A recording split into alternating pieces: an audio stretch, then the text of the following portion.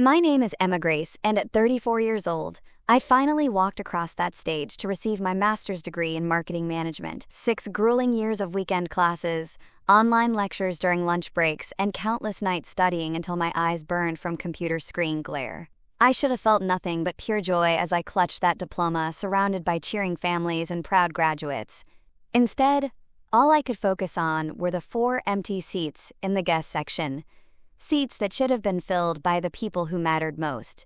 But before I tell you this complete story of betrayal, triumph, and ultimately finding my own worth, let me know, where are you reading this from? If you're someone who believes that families should support each other's dreams, hit that like button and subscribe for daily stories about real people facing real challenges. Because what happened next would change everything I thought I knew about the people I loved most. For the past 14 years, I had been married to Michael, a 36-year-old marketing manager at a mid-sized advertising agency here in Denver. We had built what I thought was a solid life together, complete with 2 children who were the center of my universe. There was Lily, our spirited 13-year-old daughter, who had recently discovered the joys of makeup and social media, and Jake, our 10-year-old son who could talk for hours about dinosaurs and soccer statistics. Our home was a cozy 3-bedroom ranch in the suburbs of Lakewood, nothing fancy but comfortable enough. We had a small front garden that Michael tended on weekends, and a backyard with a swing set that had seen better days but still brought the kids joy. The house reflected our priorities. Family photos covered the refrigerator, children's artwork hung on every available wall space, and the living room furniture showed the comfortable wear of a family that actually lived in their space. I worked at Riverside Marketing Solutions, a growing digital marketing firm, where I had been employed for nearly 8 years. My position as a marketing coordinator was demanding, especially during campaign launches when 60-hour weeks became the norm. I was good at what I did, creative with concepts, meticulous with details, and patient with difficult clients who changed their minds weekly about campaign directions. But year after year, I watched as my male colleagues, some with less experience and fewer successful campaigns under their belts, got promoted to senior positions. The pattern was always the same during my annual reviews. "Emma Grace, your work is exceptional," my supervisor would say, "but for senior management roles, we really need to see advanced credentials. A bachelor's degree in communications is great, but everyone has that now. If you want to move into strategic planning or account management, you'll need that master's degree." After being passed over for promotion for the 4th time, watching as David, who had started 2 years after me, got the creative director position I had been working toward, I made a decision that would change everything. I was going to earn that master's degree in marketing management, no matter what sacrifices it required. The University of Colorado Denver offered evening and weekend classes specifically designed for working professionals like me. The program would take 6 years of part-time study, but I calculated it was worth the investment in our family's future. What I hadn't fully anticipated was how exhausting the schedule would become, or how isolated I would feel as my family's life continued around me. My typical day started at 5 a.m., with breakfast preparation and lunch packing for the kids. Then a full workday at the office, followed by either a 3-hour evening class or several hours of homework and reading. On weekends, instead of family activities, I spent hours locked in our spare bedroom that had become my makeshift office, surrounded by textbooks and research papers, while Michael took the kids to sports practices or playdates. Mom's always studying. I overheard Jake complain to his father one Saturday afternoon. "She never plays video games with me anymore." Those words hit me like a physical blow. I tried to rationalize it. This was temporary. This was for their future. This was building towards something better for all of us. Once I had my degree and the promotion that would follow, we'd have more financial security. Maybe we could finally afford that family vacation to Disneyland the kids had been begging for, or renovate the kitchen that hadn't been updated since the 1990s. My relationship with my older brother James made everything more complicated. At 38, James had always been the golden child in our family. He owned a successful construction company, lived in a beautiful home in the foothills, and, as a divorced man with no children, he had the freedom to travel and pursue expensive hobbies like mountain climbing and craft brewing. Our parents, who lived 3 hours away in Grand Junction, had never been subtle about their favoritism. Growing up, they attended every one of James's baseball games, but frequently missed my debate tournaments and academic competitions. As adults, they would drive across the state to help James remodel his latest property investment, but would find excuses when I needed babysitting help during final exams. The pattern had become so predictable that I barely noticed it anymore, until my graduation approached, and I realized how much I needed their support for this one crucial day. 7 months before my graduation ceremony, I began planning what I envisioned would be one of the most triumphant days of my life. The University of Colorado Denver had sent detailed information about commencement, including the limited number of guest tickets each graduate would receive. Without hesitation, I requested the maximum allocation of 5 tickets, one each for Michael, Lily, Jake, my mother, and my father. The first call I made was to my parents in Grand Junction. Mom answered on the second ring, her voice brightening when she heard it was me. "Emma Grace, how are you, sweetheart? How's the studying going?" "Actually, Mom, that's why I'm calling. I have my graduation date May 18th at 2 p.m. I really need you and Dad to be there. This is it. 6 years of work finally paying off." There was a pause, and I heard her writing something down. "May 18th. Let me check Dad's calendar. He's got that fishing tournament season starting around then, but I'm sure we can work something out. We'll do our best to make it, honey." "Do your best?" The phrase struck me wrong immediately. "Mom, this isn't a casual invitation.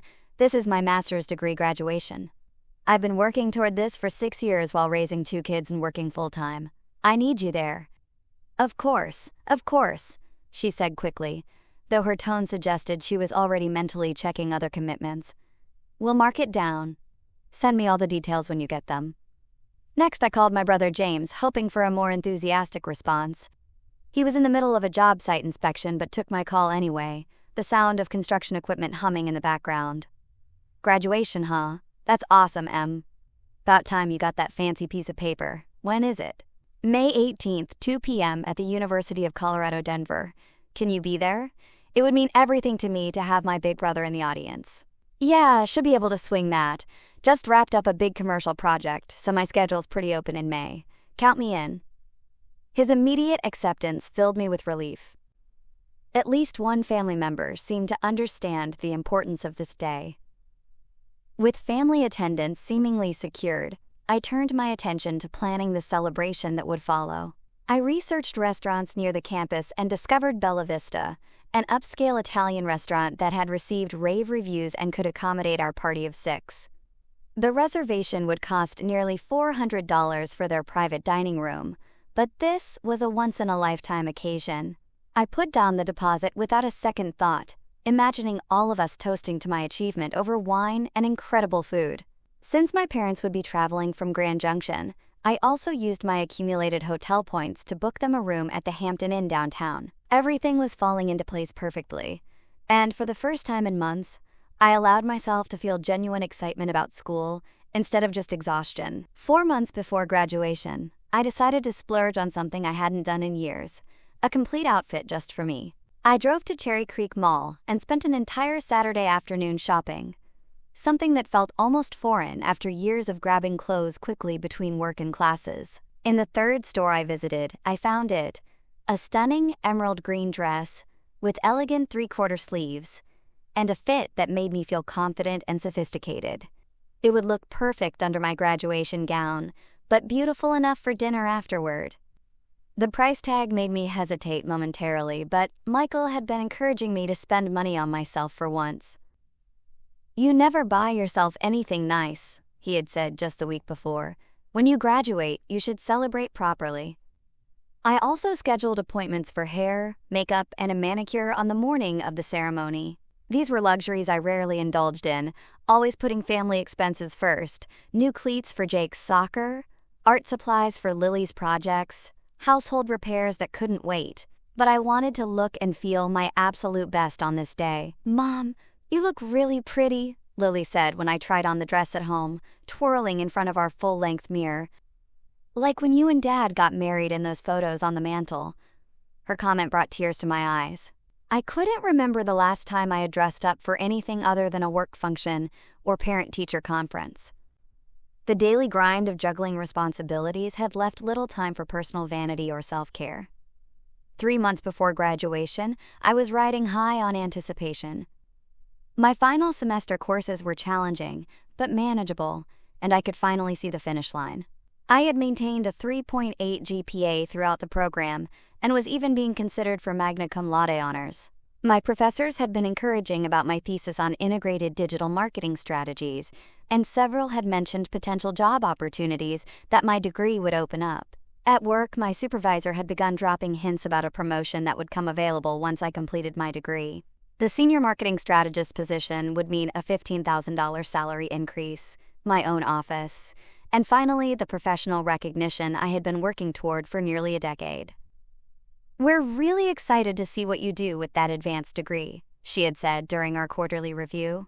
"The company is growing, and we need people with your experience and education to lead our expansion into new markets." Everything seemed to be aligning perfectly. My hard work was about to pay off both personally and professionally. My family was planning to celebrate with me, and I was finally going to achieve a goal that had seemed impossible when I first started the program. The kids had even begun showing interest in the graduation ceremony. Jake asked questions about what a university looked like and whether they would have good food at the restaurant afterward. Lily wanted to know if she could bring her camera to take photos of me on stage. "Will there be other kids there?" Jake asked during dinner one evening. "Probably not many," I admitted. "It's more of an adult ceremony. But it won't be too long, and then we'll have a really nice celebration dinner."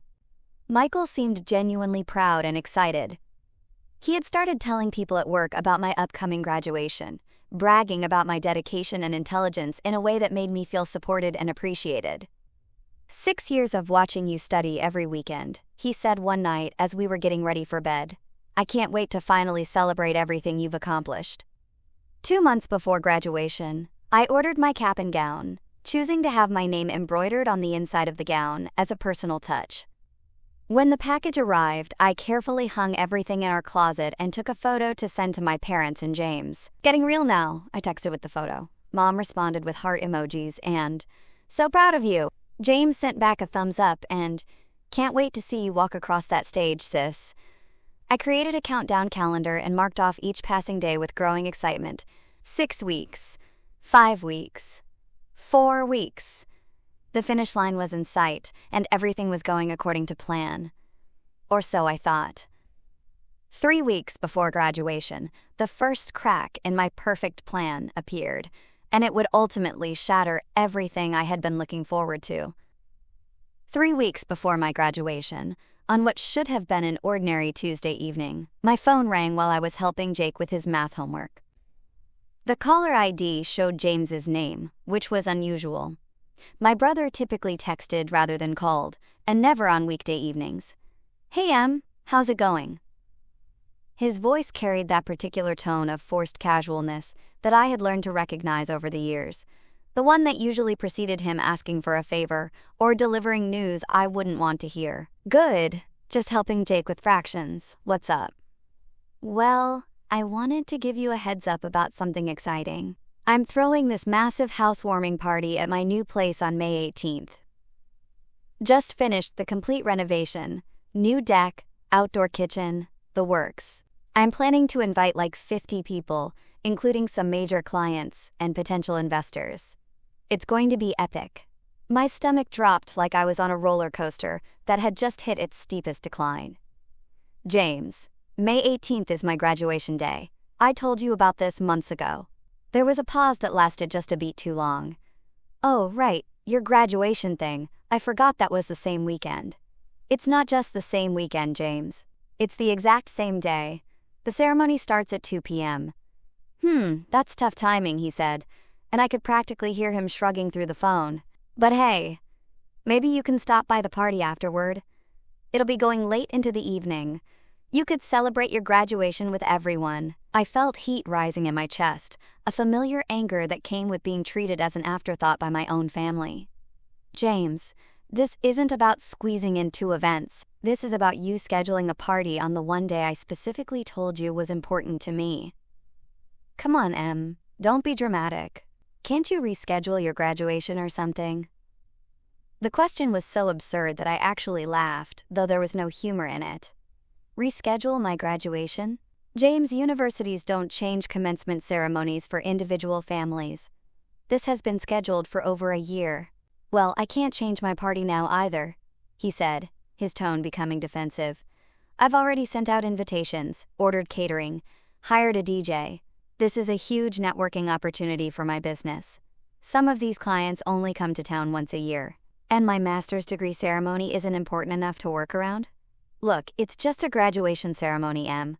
You already had one for your bachelor's degree. This is just more school, right? My party is about building my business, about my future. Just more school.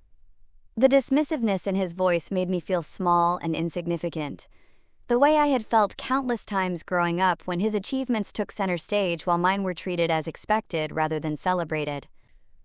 I need to go, I said, struggling to keep my voice steady. Jake's homework won't finish itself.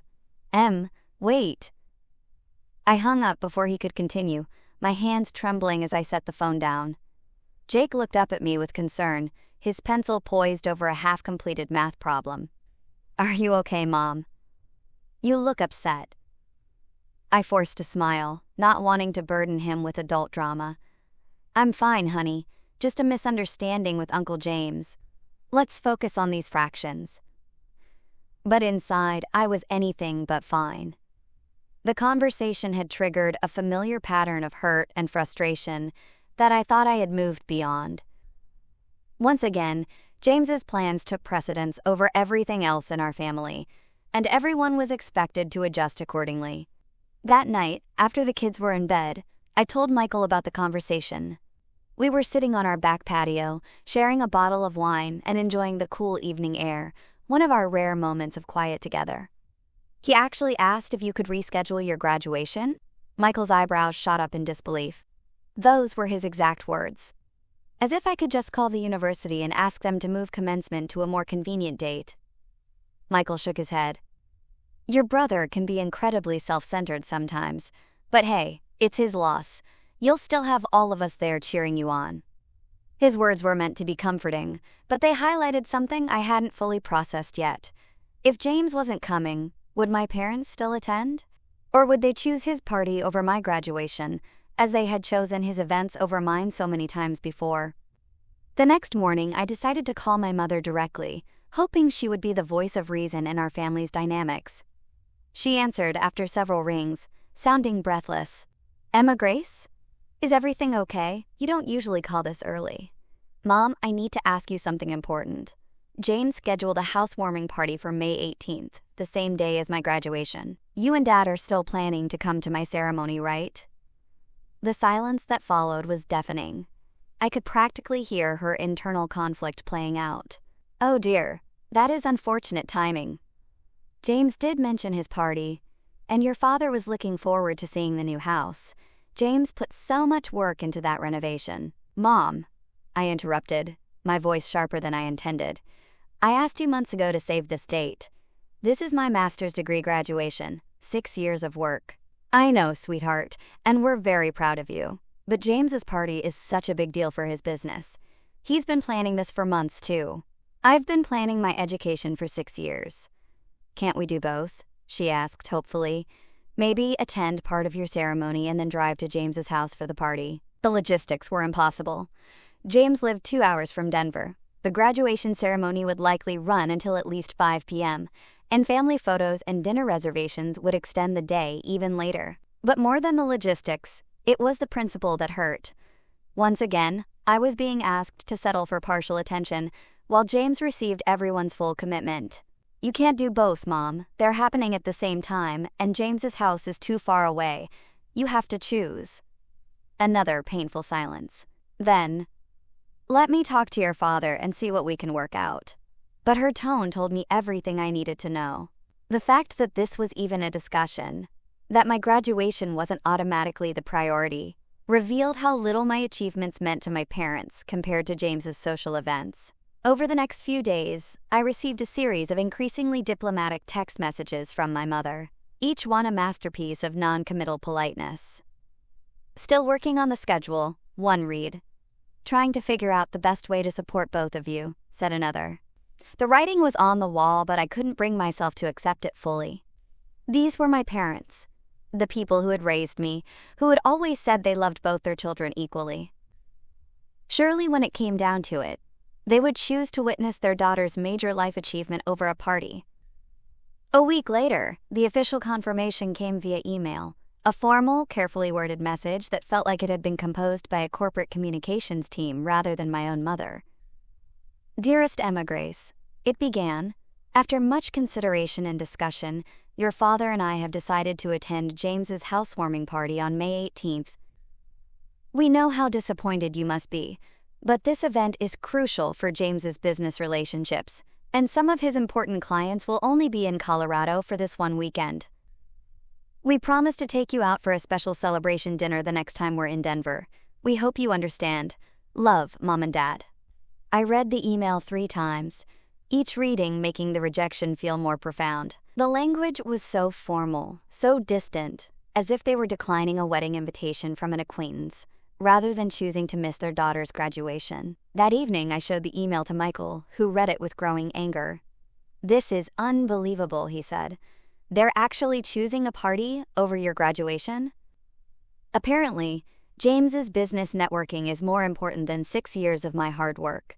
Michael pulled me into his arms, and I let myself lean against him, feeling defeated and small. "I'm so sorry, Em. They're making a huge mistake, and someday they're going to regret it." "Will they, though?" I asked, my voice muffled against his shoulder. This is just the latest in a lifetime of James coming first.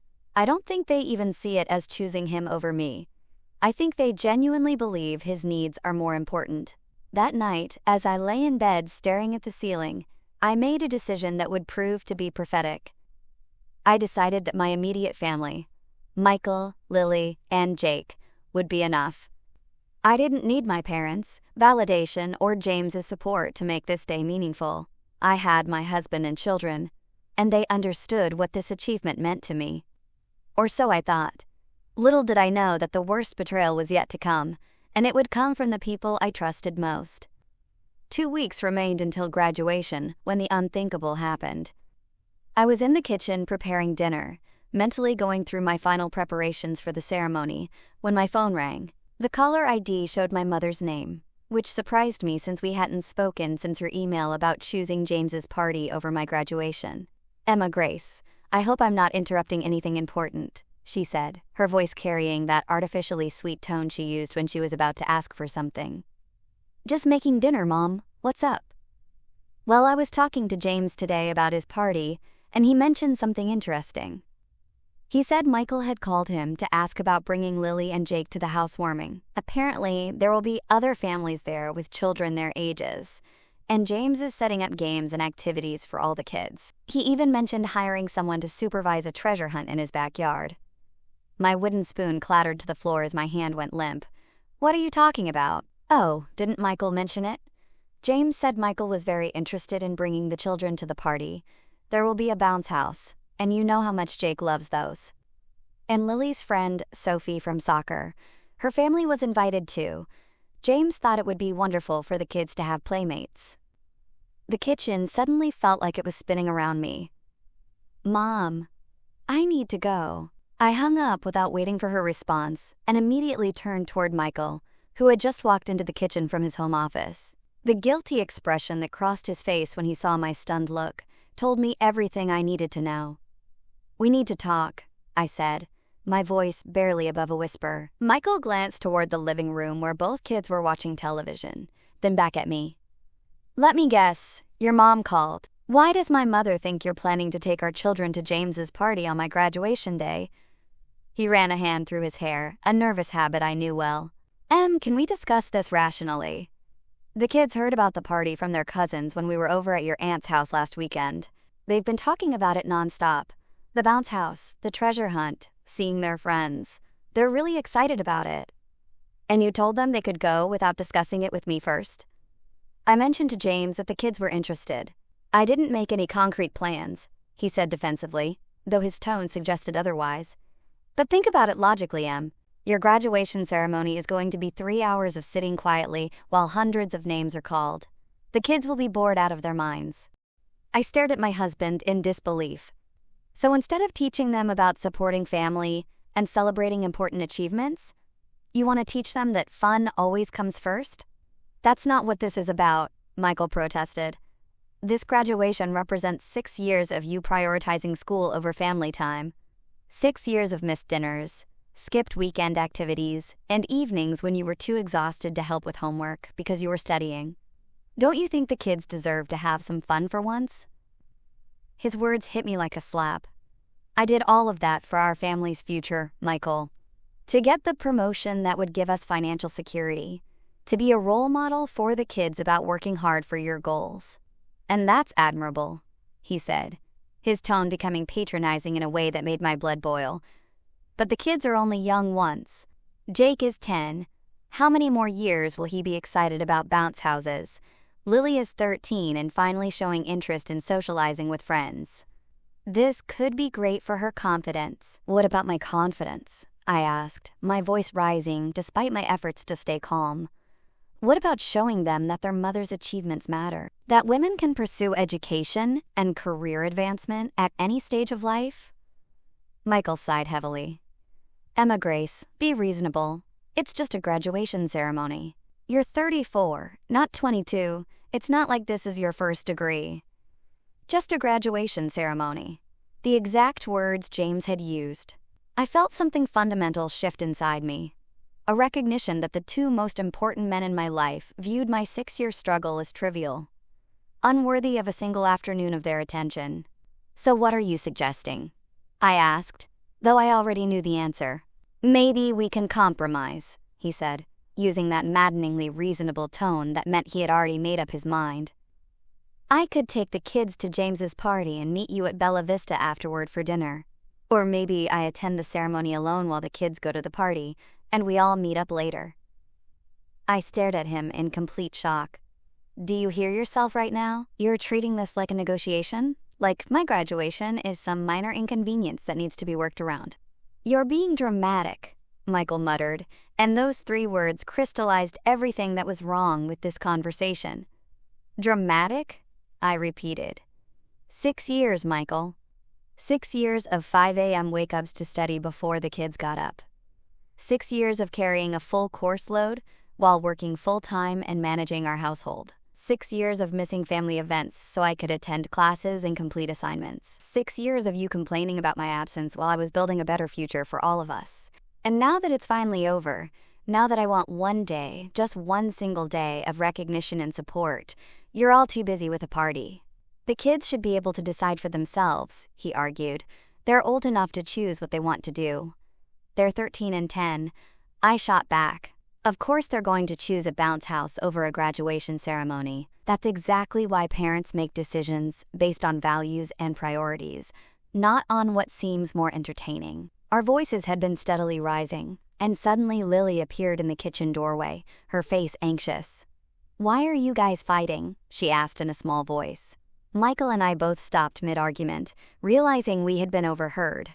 Jake appeared behind his sister, clutching his favorite stuffed dinosaur, something he only did when he was upset or scared. We're just discussing plans for this weekend, Michael said, his voice artificially calm. Are we still going to Uncle James's party? Lily asked hopefully. Sophie said her mom already bought her a new bathing suit for the pool. My heart sank as I realized my children had already been counting on attending the party, had probably been talking about it with their friends at school. In their minds, this was a done deal. We're still working that out, sweetheart, I said carefully. But Mom, Jake piped up, Uncle James said there would be a treasure hunt with real prizes, and a magician, and hot dogs and hamburgers. And Sophie's little brother Tommy will be there, and he's teaching me how to do card tricks. Every word was like a knife twist. My brother had clearly put significant thought and money into making this party appealing to children, while I was asking them to sit through a formal academic ceremony followed by dinner at an upscale restaurant where they'd have to use their best manners. Why can't we do both? Lily asked with the logical optimism of a 13-year-old. Can't we go to Mom's graduation and then go to the party? Michael and I looked at each other. We both knew the timing made this impossible. James's house was too far from Denver, The graduation ceremony would run too late, and by the time we could arrive at the party, most of the children's activities would be finished. "The timing doesn't work out, honey," I explained gently. "Well, then I want to go to the party," Lily said immediately. "No offense, Mom, but graduation sounds really boring. Will you be mad if we don't go?" The question was asked with such innocent directness that it took my breath away. My 13-year-old daughter was essentially asking permission to skip what I considered one of the most important days of my life, and she genuinely seemed to think this was a reasonable request. "I would be very hurt," I admitted honestly. "But you'd get over it, right?" Jake added. "You always tell us that families should want each other to be happy." The irony of my own parenting philosophy being used against me was not lost on me. I had indeed taught my children that family members should prioritize each other's happiness, but I had never imagined they would use this logic to justify abandoning me on such a crucial day. That evening, after the kids had gone to bed, Michael and I had the fight that would define our marriage for years to come. It started quietly, with careful words and measured tones, but quickly escalated into the kind of argument where years of resentment come spilling out. "You knew this day meant everything to me," I said, pacing our bedroom while Michael sat on the edge of the bed. "I've been planning this for months. I told you how important it was to have my family there." "And we will be there," he insisted. "I'll be there. That should be enough." "What about the kids? What about showing them that education matters, that their mother's achievements are worth celebrating?" "They're kids, Emma Grace. They don't understand the significance of a graduation ceremony. All they see is a choice between sitting quietly in uncomfortable clothes or playing with their friends at a party." "Then make them understand," I exclaimed. "Be the parent who teaches them about priorities and values instead of the parent who always takes the easy way out." Michael's expression hardened. "The easy way out? I've been the primary parent for 6 years while you were buried in textbooks. I'm the one who handled bedtime routines when you were in class. I'm the one who took them to soccer games and school concerts when you were studying. Don't lecture me about being a parent." "I was building our future," I shouted, no longer caring about waking the children. "Every sacrifice I made was for this family's benefit." "And every sacrifice you made, I made too," he shouted back. "The difference is that I didn't choose to make those sacrifices. They were imposed on me when you decided to pursue your degree." The accusation hung in the air between us, and I realized we had reached the heart of our conflict. Michael had never fully supported my decision to go back to school. He had tolerated it, adapted to it, but he had never embraced it as a joint goal for our family's future. "Are you saying you didn't want me to get my master's degree?" I asked quietly. "I'm saying I wanted my wife back," he replied with equal quietness. "I wanted the woman who used to laugh at my jokes and stay up late talking with me and take family vacations without bringing homework. I've been married to a stranger for 6 years, and now that I'm almost done, now that we could finally celebrate together and move forward, you're choosing a party over supporting me. I'm choosing what I think is best for our children. You're choosing what's easiest for you." We went to bed that night without resolving anything, sleeping on opposite sides of our king-size mattress like strangers. I lay awake until nearly dawn, staring at the ceiling and wondering how everything I had worked so hard for was crumbling just days before I achieved it. The next morning, I woke to find a note on the kitchen counter, taking the kids to school early and then to work. We should probably both cool off before we talk more. But there was no more talking to be done. The battle lines had been drawn, and I was losing the war. The morning of May 18th arrived with deceptive beauty, clear skies, gentle spring warmth, and the kind of perfect weather that should have matched my mood on such an important day. Instead, I woke up alone in our king-size bed, the other half cold and empty. Michael had slept on the couch for the 3rd night in a row, our fight from earlier in the week having created a chasm between us that neither of us seemed willing to bridge. I lay still for a moment, listening to the sounds of my family getting ready for their day without me. Footsteps in the hallway, the shower running, muffled conversations between Michael and the kids about packing swimsuits and sunscreen for James's party. They were all moving forward with their plans as if my graduation ceremony was happening in some parallel universe that didn't affect them. Dragging myself to the bathroom, I splashed cold water on my face and tried to summon some enthusiasm for the day ahead. This was still my achievement, still the culmination of 6 years of hard work. I wouldn't let their absence completely destroy what should be a moment of triumph. Downstairs, I found evidence of my family's early departure. Empty cereal bowls in the sink, Jake's forgotten homework folder on the counter, and a hastily scrawled note propped against the coffee maker. Gone to help James set up. We'll try to make it to your ceremony if we can. Congratulations, M, L, and J. The casual nature of the note felt like a slap. If we can. As if my graduation was a minor social event. They might squeeze in between more important activities. I crumpled the note and threw it in the trash, then immediately retrieved it and smoothed it out. Despite everything, it was the only acknowledgement of my special day that I would receive from my immediate family. My hair appointment was at 9 a.m., followed by makeup at 10:30. I had scheduled these appointments months ago, envisioning myself getting ready with excited anticipation while my family buzzed around the house preparing for our celebration. Instead, I drove to the salon in complete silence, my emerald green dress hanging carefully in the back seat like a ghost. The stylist, a chatty woman named Maria, whom I had seen several times over the years, immediately noticed my subdued mood. "Big day today," she said cheerfully as she sectioned my hair. "Graduation, right? You must be so excited." Yes, I managed, not trusting myself to say more without breaking down. "Is your family throwing you a party? That's so wonderful when families celebrate achievements together." I nodded noncommittally, staring at my reflection in the mirror. The woman looking back at me appeared tired and sad, despite Maria's skilled attempts to create an elegant updo that would look perfect under my graduation cap. The makeup artist was equally enthusiastic and equally oblivious to my emotional state. She worked carefully to conceal the dark circles under my eyes and create a polished look that would photograph well. "You're going to look stunning in your graduation photos," she said, applying the final touches of lipstick. "This is such a special day, one you'll remember forever." She was right, though not in the way she intended. Back home, I carefully put on my emerald dress, adjusted my graduation gown, and positioned the cap on my styled hair. I took several selfies in our full-length mirror, trying to capture the moment for myself, since no one else would be documenting it. The photos looked beautiful, but my smile felt forced and hollow. I posted one of the images to social media, with a caption about achieving goals and perseverance, then tagged my family members out of habit, or perhaps spite.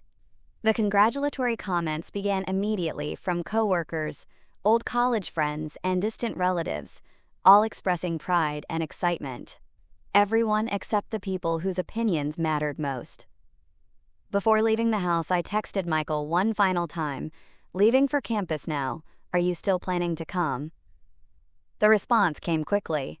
"Jake spilled juice all over his shirt and we had to go back home to change. Might be running late. Save us seats." I stared at the message in disbelief. Save seats? The ceremony used assigned seating by graduate name, with family seating in general admission sections. Michael knew this. I had shown him the information packet multiple times, had explained the logistics repeatedly. His text was just another flimsy excuse, another way to avoid taking responsibility for choosing the party over my graduation. I drove to the University of Colorado Denver campus in a strange state of emotional numbness. The parking garage was crowded with families arriving for the ceremony, fathers carrying flowers, mothers adjusting their cameras, grandparents moving slowly but proudly toward the auditorium. I parked alone and walked alone toward the building where I would graduate alone. The graduates were gathering in the hallway outside the main auditorium, a sea of identical black gowns and nervous energy. Around me, fellow students hugged family members, posed for photos, and received last-minute words of encouragement. I kept my head down and found my place in the alphabetical lineup, trying to ignore the celebrations happening around me. My phone buzzed with encouraging messages from Linda, my closest friend at work, and from Professor Martinez, who had been my thesis advisor. Their words were kind and supportive, but they only emphasized the silence from my own family. Emma Grace Williams? The graduation coordinator was checking names against her list. "Here," I responded, accepting my diploma holder and the small program that would guide me through the ceremony. "Congratulations," she said with a warm smile. "Your family must be so proud." I nodded and smiled back, not trusting my voice to remain steady. The graduates processed into the main auditorium to pomp and circumstance. That timeless melody that should have filled me with triumph, but instead sounded melancholy and lonely. From my position in the line, I could see the family seating sections filled with proud relatives, flowers, and cameras ready to capture every moment. As we took our seats, I scanned the audience irrationally, hoping against hope to spot Michael and the kids slipping in late. The ceremony began with speeches from university officials and distinguished alumni, words about perseverance, dedication, and the importance of lifelong learning. The speakers talked about the support systems that make educational achievements possible: family, friends, mentors, and communities that believe in our potential. Each mention of family support felt like a fresh wound. When my department was called to approach the stage, I stood with my row and waited for my name. In those moments of anticipation, I made a conscious decision that would shape how I remembered this day forever. I decided to find joy in my own accomplishment, independent of anyone else's recognition. I had done this. I had worked full-time, raised 2 children, maintained a household, and completed a rigorous graduate program. That achievement belonged to me alone. Emma Grace Williams, Master of Marketing Management, magna cum laude. I walked across that stage with my head high, shook the dean's hand firmly, accepted my diploma case with genuine pride, and moved my tassel from right to left with deliberate ceremony. There was polite applause from the audience, the same courteous recognition given to every graduate. No distinctive cheers, no special calls of my name, just the anonymous acknowledgement of strangers witnessing another stranger's milestone. But in that moment, I felt something unexpected, a deep sense of personal satisfaction that had nothing to do with external validation. I had achieved something significant, something that would change my professional trajectory and financial security. The empty seats in the audience couldn't diminish the weight of the diploma in my hands or the knowledge in my head.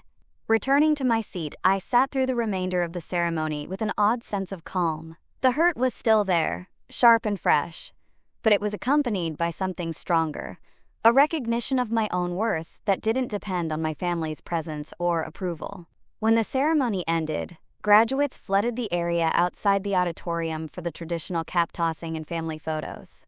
I stood at the periphery of the celebration, watching reunions and congratulations happen around me. I took a few obligatory photos with classmates I had studied with over the years, but felt like an observer rather than a participant in the joy surrounding me. My phone showed no new messages from Michael, no calls from the kids, nothing from my parents or James. I scrolled through social media and discovered that James had been posting live updates from his party throughout the afternoon. Photos of the bounce house, the elaborate catering spread, children running through sprinklers, and adults laughing around his new outdoor kitchen. The timestamp on his most recent post showed it had been uploaded 30 minutes ago, right in the middle of my graduation ceremony. In one photo, I could see Michael in the background, beer in hand, talking animatedly with other guests. Lily was visible in another image, her face painted with butterflies, grinning beside Sophie and several other friends. Jake appeared in a video clip, whooping with delight as he conquered some kind of obstacle course. They weren't just absent from my graduation, they were actively enjoying themselves elsewhere, creating memories and having experiences that didn't include me. The visual evidence of their happiness without me broke something inside my chest, a dam of emotions I had been carefully maintaining all day. I found a quiet corner behind the student union building and allowed myself to cry, deep, heaving sobs that smeared my carefully applied makeup and left me gasping for breath. 6 years of sacrifice, 6 years of working toward this moment, and I was completely alone. When I finally composed myself, I made a decision that surprised me with its clarity. I canceled our dinner reservation at Bella Vista. There was no point in keeping a table for 6 when only one person would be dining. Instead, I drove home in my graduation gown, diploma case on the passenger seat, ready to face whatever came next. But as I pulled into our driveway, I noticed something that made my blood run cold. Michael's car was there, parked at an odd angle as if he had arrived in a hurry. The front door was standing open, and I could hear voices inside. Urgent, panicked voices that made my heart rate spike instantly. Something was wrong. Very, very wrong. I rushed through our front door, still wearing my graduation gown, to find chaos in our living room. Michael was on the phone with someone, his voice tight with panic. Lily sat on the couch looking pale and shaken, while my mother, whose presence I couldn't immediately process, held a bag of ice against something I couldn't see. "Where's Jake?" I demanded, scanning the room frantically. "He's at Presbyterian/St. Joseph Hospital," Michael said, covering the phone with his hand. "We're on our way there now. He fell off James's new water slide and hurt his arm pretty badly." The world tilted sideways. My 10-year-old son was injured and in the hospital, and I had been unreachable during the most important ceremony of my life, my phone silenced as requested by the university. "How badly?" I asked, already moving toward the stairs to change out of my graduation dress. "The doctor thinks it's broken," my mother said, her voice shaky. "He was climbing on that elaborate slide James installed, trying to impress his older cousins, and he lost his footing. The fall was terrible. We all heard the crack when he hit the concrete." I stopped mid-step. "He fell on concrete?" "James had the slide position next to the pool deck," Michael explained, still holding the phone. "Jake was trying to climb up the outside instead of using the ladder, and when he fell, he landed on the patio instead of in the water." As I processed this information, several emotions hit me simultaneously: maternal terror for my injured child, fury at the dangerous setup that had caused his injury, and a bitter recognition that if they had been at my graduation instead of the party, this never would have happened. "I'm changing, and then we're leaving immediately," I announced. "Actually," Michael said hesitantly, "your parents and James are already at the hospital. They rode in the ambulance with Jake. I came back here to get you because you weren't answering your phone." Of course my parents were at the hospital. Of course James was there too. The same people who couldn't spare an afternoon for my graduation had immediately dropped everything to rush to the emergency room. The irony was so sharp it was almost funny. I changed into jeans and a t-shirt in record time, my beautiful emerald dress discarded on the bedroom floor like a discarded dream. My graduation cap sat askew on the dresser, a reminder of the day that had been completely overshadowed by crisis. The drive to Presbyterian/St. Joseph Hospital felt interminable. Michael drove while I sat in the passenger seat, alternating between worry for Jake and residual anger about the entire situation. Lily was unusually quiet in the back seat, her earlier party excitement completely evaporated. "Is Jake going to be okay?" she asked in a small voice. "I'm sure he will be, honey," I said, turning to reassure her. "Broken bones heal. He'll probably even think having a cast is kinda cool." But internally, I was spiraling. My baby was hurt, scared, and in pain, and I hadn't been there when it happened. I had been sitting through commencement speeches and academic processionals while my son was being loaded into an ambulance. At the hospital, we found the emergency room bustling with typical Saturday evening activity. I gave Jake's name at the reception desk and was directed to Bay 12. As we approached, I could hear familiar voices through the curtain. My father's deep tones, my mother's worried murmuring, and James speaking to what sounded like a medical professional. I pulled back the curtain to find a scene that would be burned into my memory forever. Jake lay on the hospital bed, his right arm encased in a temporary splint, his face tear-stained but alert. Standing around him were my parents, James, and a doctor reviewing x-rays on a light board. They all turned to look at me as I entered, their expressions ranging from relief to guilt to something that looked uncomfortably like pity. "Mom!" Jake called out, his voice smaller and more childlike than usual. "You came. Did you see me graduate?" The innocence of his question, asked while he lay injured in a hospital bed, nearly broke me completely. Even in pain, my 10-year-old was thinking about my special day. "Yes, sweetheart, I graduated today," I said, moving immediately to his bedside and smoothing his hair back from his forehead. "But that's not important right now. How are you feeling?" It hurts a lot, but they gave me medicine that makes me feel floaty, he said with a weak smile. The doctor says I need a cast. Can I get a blue one? The doctor, a young woman who introduced herself as Dr. Chen, approached with Jake's x-rays. Your son has a simple fracture of the radius, she explained, pointing to the film. It's a clean break that should heal well with proper casting. He'll need to wear the cast for about 6 weeks. Relief flooded through me. A broken arm was serious but manageable, not life-threatening, not permanently damaging. Jake would heal completely and probably have great stories to tell his friends about his adventure. He was very brave, my father interjected, patting Jake's leg gently. Barely cried after the initial shock wore off. I acknowledged him with a tight nod, but couldn't bring myself to engage in normal pleasantries. The sight of my parents hovering over my injured son when they couldn't be bothered to witness my graduation felt like salt in an already gaping wound. James stepped forward, looking more contrite than I had ever seen him. Emma Grace, I am so sorry. This never should have happened. I should have made sure the slide area was safer, should have been watching the kids more carefully. You're right, I said quietly, my voice carrying none of the emotion I was feeling. It shouldn't have happened. The uncomfortable silence that followed was broken by Jake's voice. Uncle James, don't be sad. It was my fault for trying to climb up the outside. You told us to use the ladder. Even from his hospital bed, my 10-year-old was trying to make the adults feel better, a characteristic that was both heartwarming and heartbreaking. He had inherited my tendency to prioritize other people's comfort over his own needs.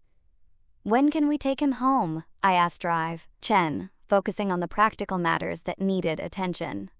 As soon as we get him casted up, which should be within the hour, I'll send you home with pain medication and instructions for cast care. He'll need to follow up with an orthopedic specialist in about a week. As if on cue, a nurse appeared to take Jake for his casting appointment. I started to follow, but Jake looked around the room at all the assembled adults. Can everyone come with me? He asked. I want to see how they make the cast. Dr. Chen shook her head gently. Sorry, buddy. Hospital policy only allows 2 people in the casting room. How about Mom and Dad? Jake nodded agreeably, and Michael stepped forward to accompany us. As we walked down the hallway toward the casting room, Jake leaning slightly against me for support, he spoke softly. Mom, I'm sorry I missed your graduation. I really wanted to go, but Dad said the party would be more fun and you wouldn't mind. The casual way he revealed this conversation, that Michael had actively convinced him to choose the party over supporting me, sent a fresh wave of hurt through my chest. It's not your fault, sweetheart, I managed to say. Adults made that decision, not you.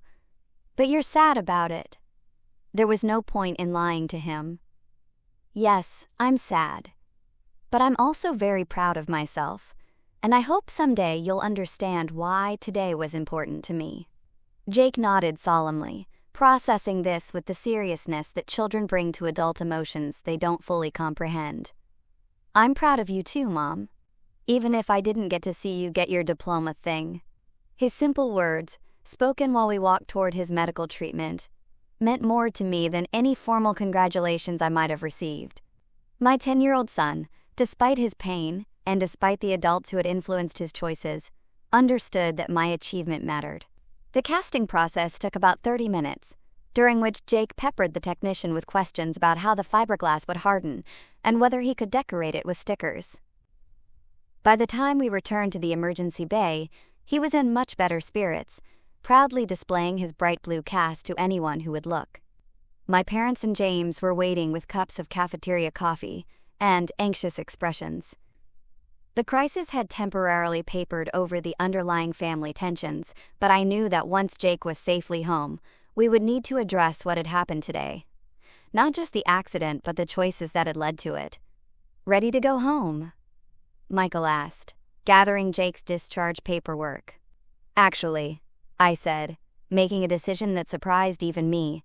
I think Jake and I should stay at a hotel tonight. He needs quiet rest, and I need some space to think about everything that's happened today. The stunned silence that followed told me my family finally understood that something fundamental had changed. This wasn't just about a missed graduation ceremony anymore.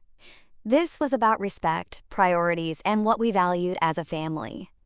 "Emma Grace, don't you think you're overreacting?" my mother asked carefully.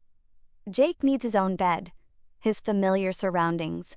Jake needs his mother to make decisions based on what's best for him, not what's most convenient for everyone else," I replied firmly.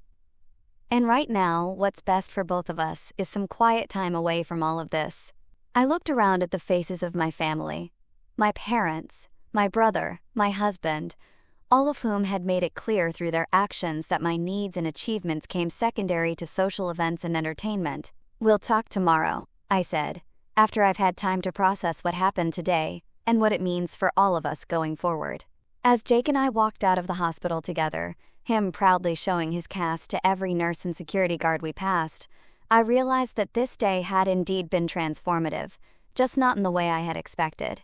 Sometimes the most important lessons come not from our triumphs, but from discovering who stands with us when triumph and crisis collide. The Hampton Inn downtown had never been intended as a refuge, but as Jake and I settled into the room I had originally booked for my parents, it felt like exactly what we needed. Jake was fascinated by the hotel amenities, the ice machine down the hall, the individually wrapped soaps, the way the curtains closed with a mechanical whoosh.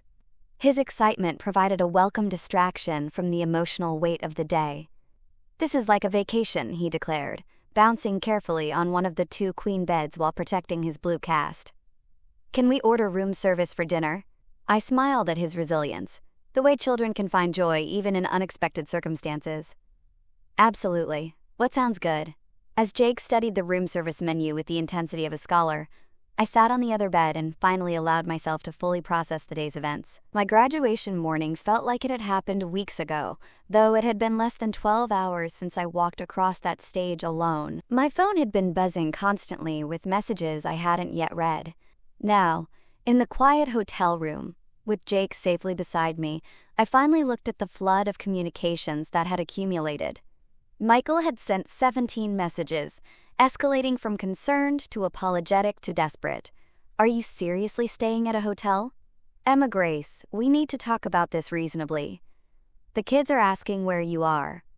I know I messed up, but this seems extreme. Please come home so we can discuss this as a family. Your parents are worried. James feels terrible about the accident." My parents had left multiple voicemails, their messages growing increasingly distressed as the evening wore on. My mother's voice in the most recent one was tearful. "Sweetheart, we never meant for you to feel unsupported. We just didn't realize how much the graduation meant to you. Please call us back." James had sent a long text message that was equal parts apology and justification. "Em, I am truly sorry about Jake's accident and about the timing conflict with your graduation. I never intended to create problems for your family. But I also don't understand why you're punishing everyone for what was essentially a scheduling mishap. Can't we work this out like adults?" The phrase scheduling mishap made my blood pressure spike. 6 years of graduate school was not a scheduling mishap. My degree ceremony was not a casual social event that could be casually overlooked. The pattern of prioritizing James's wants over my needs was not an innocent mistake. I was about to put my phone away when it rang. "Linda from work. Emma Grace, I've been thinking about you all day. How was the graduation? I'm so sorry I couldn't make it. My daughter's soccer tournament ran long." Her genuine concern, and the fact that she had even considered attending, made me emotional all over again. "It was complicated," I said, moving to the hotel window so Jake wouldn't overhear. "My family didn't come." "What do you mean they didn't come?" I gave her an abbreviated version of the day's events, from the conflicting party to Jake's accident. Linda listened with growing disbelief. "Emma Grace, I am so sorry. That's absolutely unacceptable. You've worked so hard for this degree, and they couldn't give you one afternoon?" Her validation felt like a lifeline. "I'm starting to think I've been too understanding, too accommodating for too many years." "You think?" Linda said with gentle sarcasm. "Honey, you've been bending over backward to make everyone else's life easier, while they treat your achievements as afterthoughts. It's time to stop apologizing for taking up space in your own life." After we hung up, I sat with her words, while Jake enjoyed his room service hamburger and french fries. He chattered about his cast, about the hospital, about how he couldn't wait to show his friends at school. His innocence and resilience reminded me why I had pursued my degree in the first place, to build a better future for him and Lily, to show them that education and hard work matter. "Mom," Jake said between bites of his burger, "are you mad at Dad?" The directness of children never ceased to amaze me. "I'm disappointed in some choices that were made today, sweetheart. But I'm not mad at you or Lily. This is adult stuff that we need to work out. Will you and Dad get divorced?" The question hit me like a physical blow. In all my anger and hurt, I hadn't considered that my children might be interpreting this crisis as a threat to our family's stability. "Oh, honey, no," I said, moving to sit beside him on the bed. "Dad and I love each other very much, and we both love you and Lily more than anything. Sometimes adults disagree about important things, and we need time to figure out how to fix those disagreements. So this is like when Lily and I fight about whose turn it is to pick the TV show. Sort of, except bigger and more complicated. But just like you and Lily always work things out, Dad and I will too." That night, after Jake fell asleep clutching his favorite stuffed dinosaur, I sat by the hotel window looking out at the Denver skyline and made several important decisions about my life moving forward. The next morning, I woke to find Jake already up and investigating the complimentary breakfast buffet pamphlet. "Can we get waffles, Mom? The kind you make yourself in those special machines." We spent a leisurely morning in the hotel restaurant, Jake marveling at the waffle maker while I planned the conversations I needed to have with my family. I had decided to address each relationship individually rather than trying to manage group dynamics that had never worked in my favor. My first call was to James, who answered immediately. Thank God. How's Jake this morning?" "He's fine. Excited about showing off his cast at school. We need to talk, James." "Of course. I feel terrible about yesterday. The accident, the timing conflict, all of it." "It wasn't a timing conflict," I said firmly. "You knew my graduation date for months. You chose to schedule your party on the same day anyway, and when I asked you to change it, you refused. I had already sent invitations, hired caterers, and I had already planned the most important day of my professional life," I interrupted. "The difference is that you expected me to adjust to your schedule, while you refused to even consider adjusting to mine." There was silence on his end. "This is part of a pattern, James. Our entire lives, your events have taken priority. Your achievements get celebrated while mine get overlooked. I'm done accepting that dynamic." "I never meant to overshadow you," he said, his voice subdued. "Intent doesn't erase impact. Your party could have been scheduled for any weekend. You chose my graduation day because you didn't consider my achievement important enough to work around." We talked for another 20 minutes, with James gradually acknowledging the pattern I was describing. To his credit, he didn't make excuses or try to minimize my feelings. By the end of the conversation, we had reached an understanding.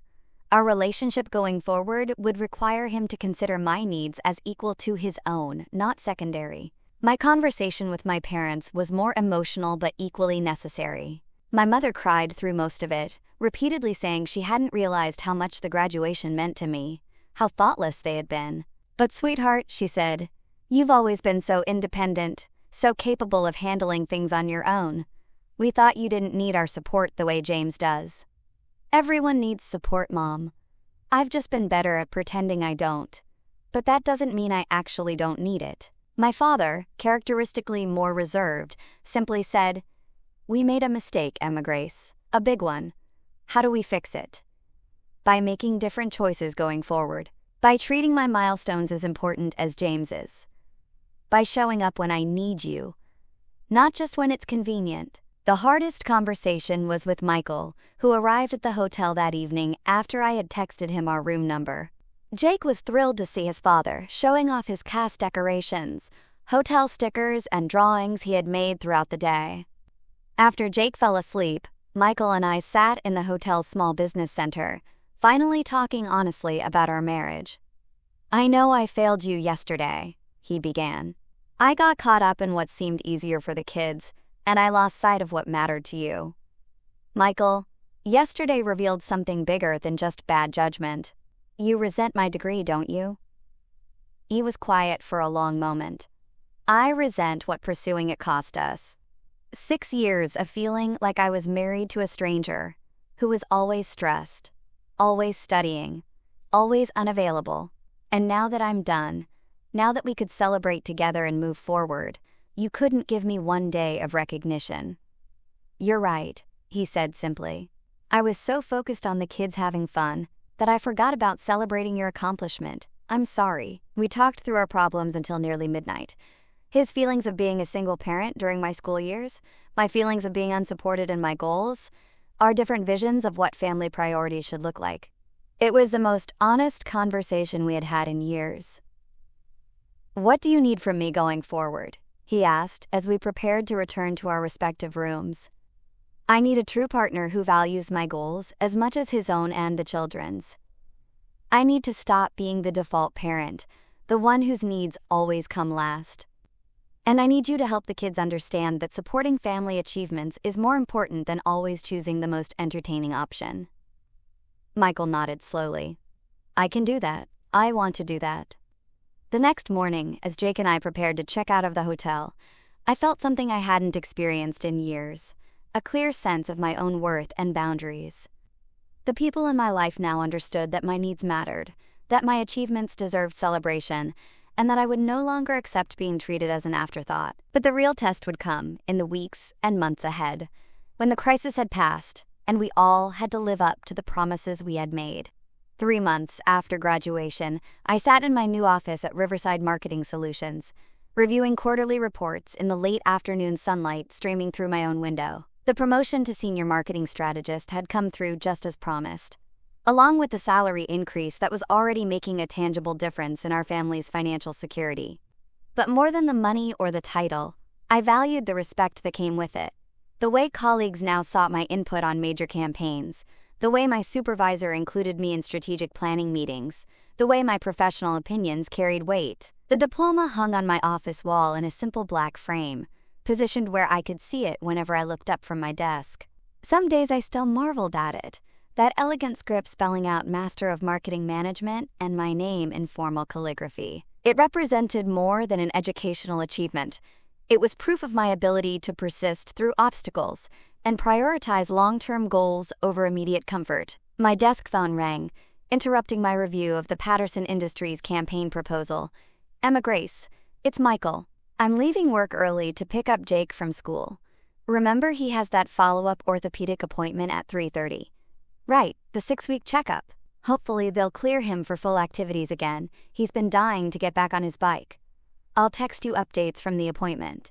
Also, don't forget, dinner at your parents' house tomorrow night for your belated graduation celebration. The reminder brought a smile to my face. 3 weeks after our hotel conversations, my parents had driven down from Grand Junction specifically to take me to dinner. Just me, no other family members, no competing events. It had been a quiet evening at my favorite restaurant, with thoughtful conversation about my career goals and genuine questions about my graduate school experience. My mother had even brought a scrapbook she had been keeping of my academic achievements, dating back to elementary school honor rolls and debate team certificates I thought she had forgotten about. Tomorrow's dinner was their idea, a family celebration they had organized around my schedule, with a graduation cake and formal recognition of my accomplishment. Small gestures, perhaps, but meaningful in their departure from old patterns. I'll be there, I confirmed. And Michael? Thank you for handling Jake's appointment. I know these work schedule adjustments haven't been easy. It's what partners do, he said, and I could hear the sincerity in his voice. The changes in our marriage hadn't been immediate or dramatic, but they had been consistent. Michael had gradually taken on more household responsibilities, stopped assuming I would handle every school event and medical appointment, and begun treating my work commitments as equally important to his own. More significantly, he had started actively celebrating my achievements, forwarding congratulatory emails to extended family, bragging about my promotion to his coworkers, treating my professional successes as family victories rather than personal indulgences. After we hung up, I returned to the Patterson proposal, but my concentration was interrupted by a knock on my office door. Linda peeked in, holding 2 cups of coffee. Got a minute for a celebration? She asked, settling into the chair across from my desk. What are we celebrating now? Your 3-month work anniversary in this office, and the fact that the Morrison campaign you designed just won the Regional Marketing Excellence Award. I had forgotten about the award announcement. The Morrison campaign had been my first major project as senior marketing strategist, a complete brand refresh for a local restaurant chain that had resulted in a 40% increase in customer engagement and significant revenue growth. The kind of integrated digital marketing strategy I had written my master's thesis about, now proving its value in real-world application. That's amazing news, I said, accepting the coffee gratefully. It feels surreal sometimes, how much has changed since graduation day. You mean since the day your family completely let you down? Linda asked with characteristic directness. They've made real efforts to change, I said. James moved his annual 4th of July barbecue specifically so it wouldn't conflict with Lily's dance recital.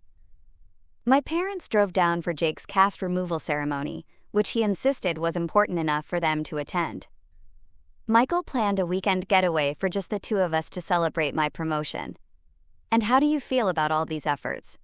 I considered the question carefully. Cautiously optimistic. The gestures are meaningful, but I'm also aware that changing lifelong patterns takes time.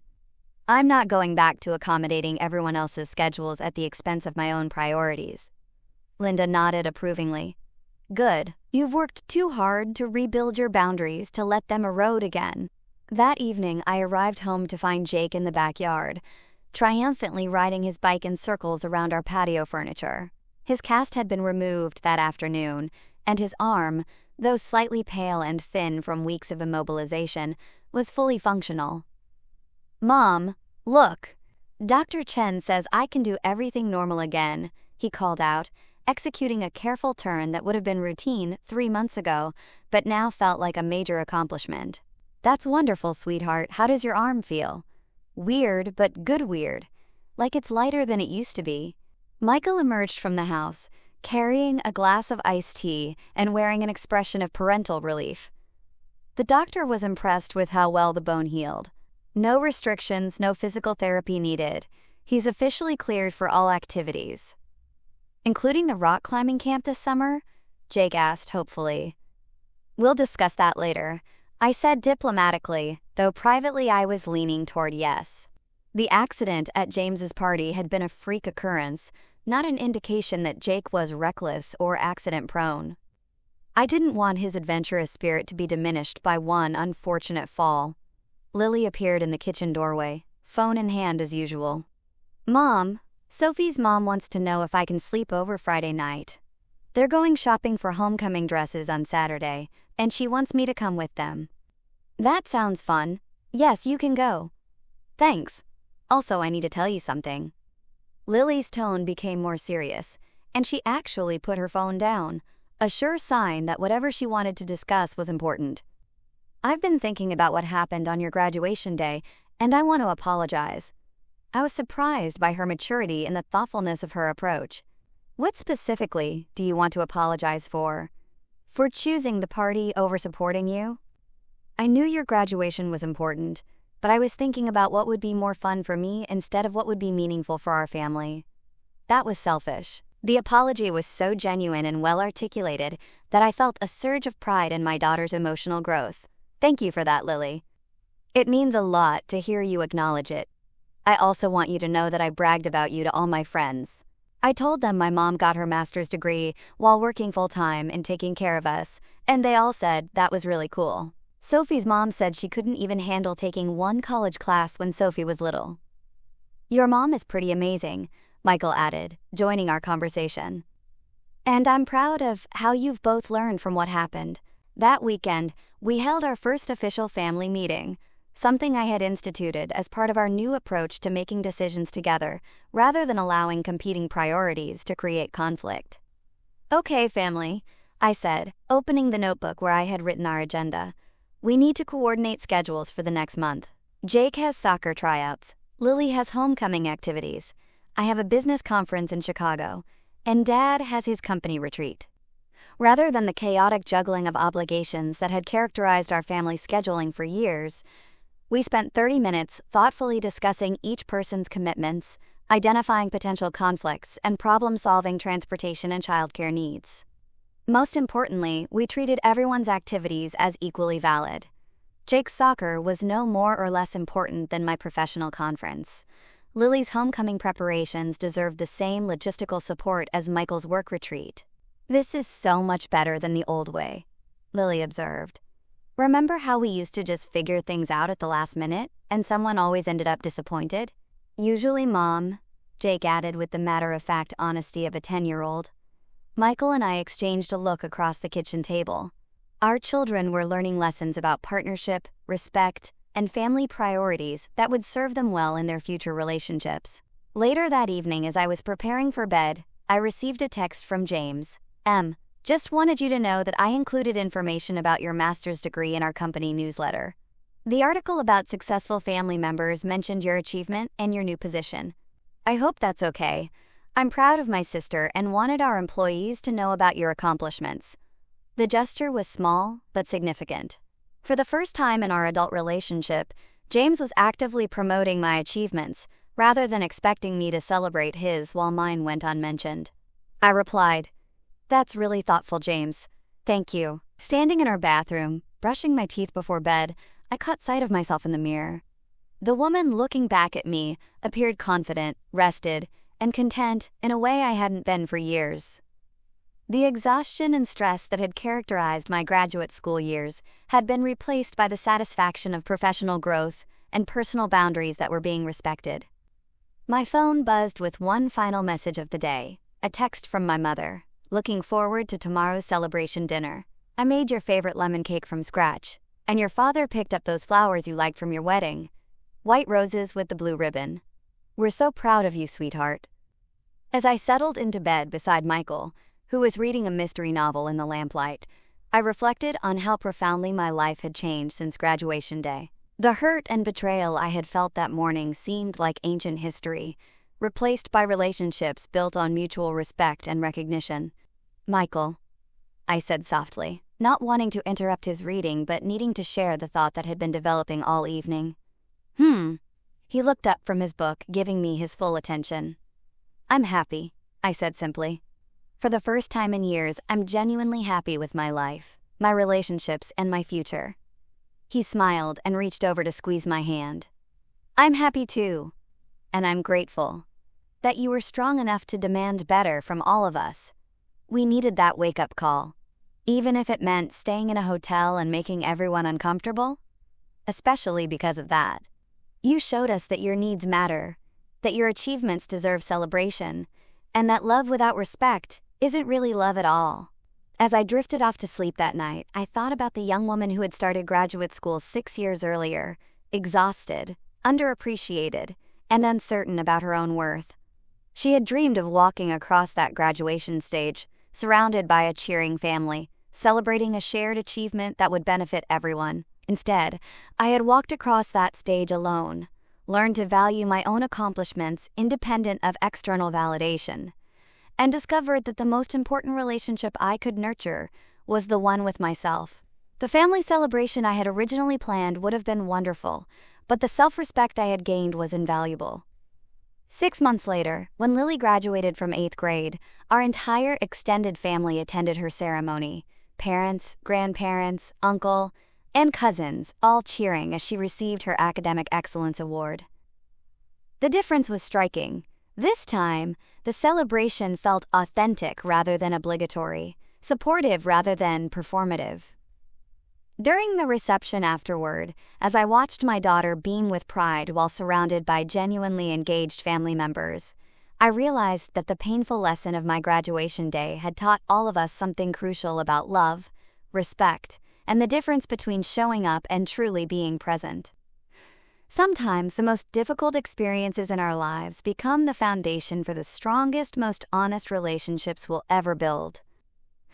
My master's degree had given me professional credentials and career advancement, but standing up for my own worth had given me something far more valuable, a life where I was no longer apologizing for taking up space, but instead was celebrated for the unique contributions I made to my family, my workplace, and my community.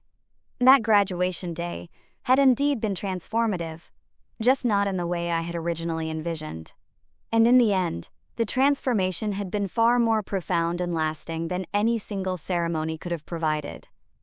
The foundation I had built was not made of external validation or family approval, but of self-respect, clear boundaries, and the quiet confidence that comes from knowing your own worth.